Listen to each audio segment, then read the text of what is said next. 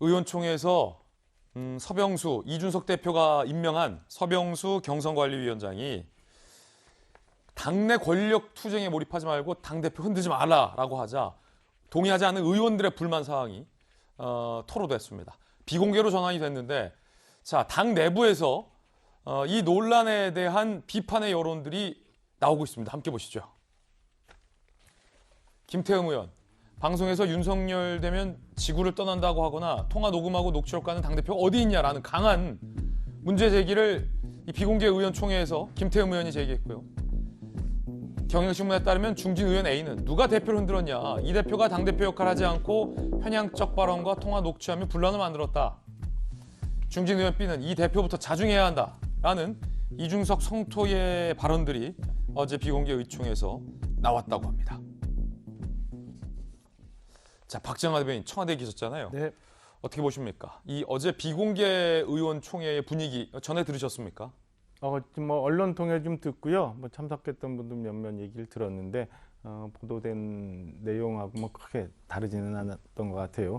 오늘 아침 제가 방송 들어오기 전에 이제 몇몇 일간지 신문의 사설을 봤더니 여야 간의 지금 그 정치 분위기, 뭐 특히나 야당에 대해서 소재로 해서 사설을 많이 썼는데 제일 많이 등장하는 단어가 막장 드라마더라고요. 막장 드라마. 국민들이 볼 때는 글쎄 그 안에는 어떤 이해관계가 있는지, 그다음에 각각이 얘기하고자 하는 것들이 일부는 일리가 있고 일부는 틀리는 부분들도 있고 동의할 수 있는 부분, 그렇지 않은 부분이 있습니다만은 저는 국민들이 일반적으로 보고 있는 거는 막장 드라마가 맞지 않나라는 생각이 들어요. 그래서 과연 그동안 야권을 지지했고 그다음에 국민의힘 당원으로서 활동했던 많은 분들이 지금 이런 모습을 보면서 어떤 생각을 할까 굉장히 하지 않을까라는 생각이 듭니다. 그리고 여러 이전 언론에서 해석 기사를 쓰는데 이게 어느 한쪽에 치우칠 수 없는 이유는 뭐냐면 뭐 만인에 의한 만인의 투쟁, 다중분열 뭐 이런 얘기들을 많이 하더라고요. 그러니까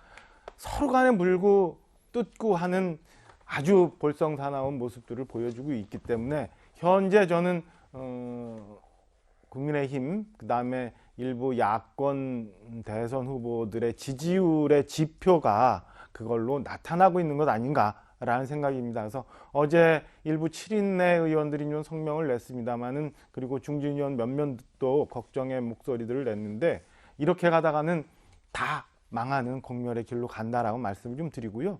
지금까지 나왔던 것들은 하고 싶었던 얘기들은 저는 뭐 다 얘기가 나온 것 같아요. 이제는 이제 자중하고 봉합하고 정리해서 앞으로 나가는데 힘을 좀 모아야지 언제까지 이렇게 가다가는 저는 큰 일을 그르칠 거다. 그리고 그 책임은 결국에 지금에 있는 모든 분들이 등장인물들이 다 책임을 져야 될 거다라고 말씀드리고 싶습니다.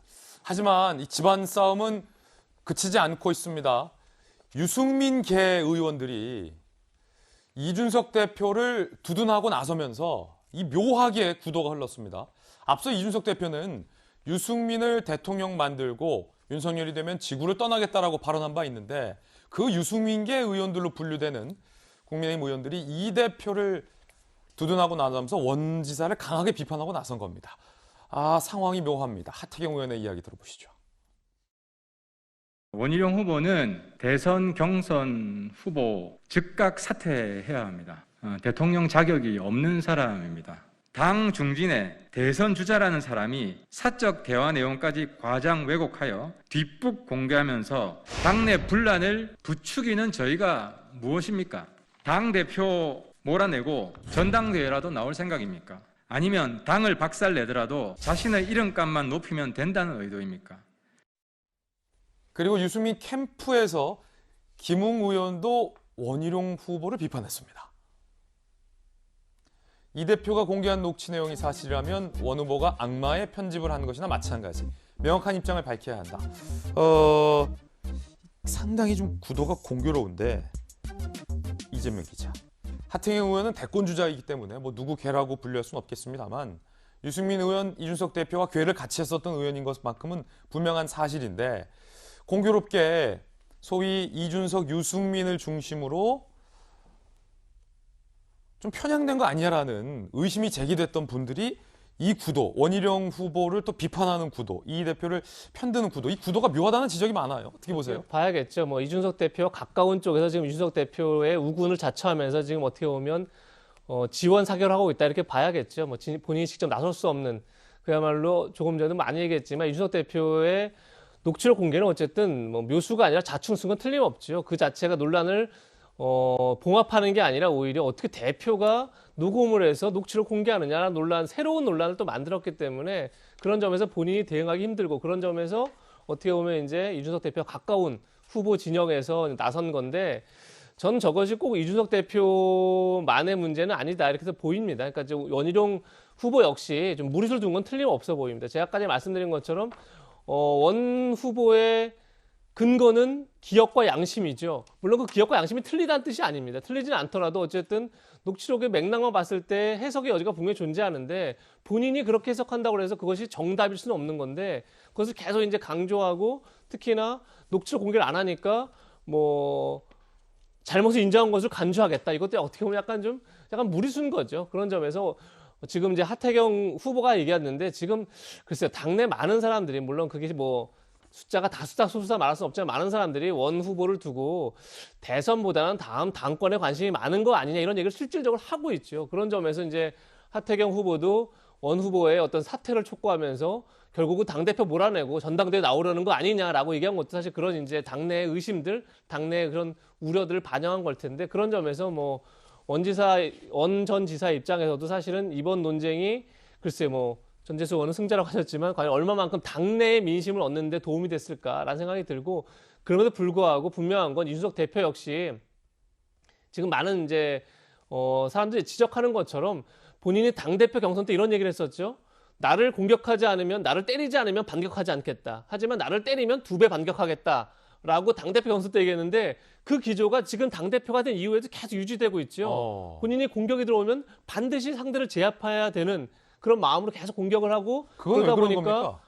그러니까 그 마음을 버려야 되는데 당대표가 되면 당대표 경선 전의 마음과 당대표 된 이유는 당대표랑은 결국 갈등을 봉합하고 조정하고 그걸 통해서 새로운 어떤 당의 역량을 만들어내는 게 당대표 역할인데 여전히 당대표 경선을 하듯이 지금 당대표를 하고 있기 때문에 지금 계속 논쟁을 불러일으키는 거 두세 배 아니겠습니까? 더 때리겠다. 그렇죠. 그러다 보니까 지금 이 논쟁까지 몰고 왔다. 그리고 지금 당내 모든 논쟁의 분란의 중심에 대표가 서 있다는 게 굉장히 지금 어쨌든 당 경선을 치르고 대선을 치러야 하는 당 입장에서 굉장히 큰 부담인 거죠. 그런 점에서 저는 어쨌든 이 논란이 뭐 누가 승자가 아니라 이준석 대표가 결국은 이 논란을 통해서 어떻게 당의 혁신 에너지를 다시 만들어낼지가 이준석 대표의 숙제인 거죠. 그걸 이제 모든 국민들 야당을 지지하는 많은 사람들이 지켜보겠죠. 이제 그거를 해내야 되는 게 아닌가 싶습니다.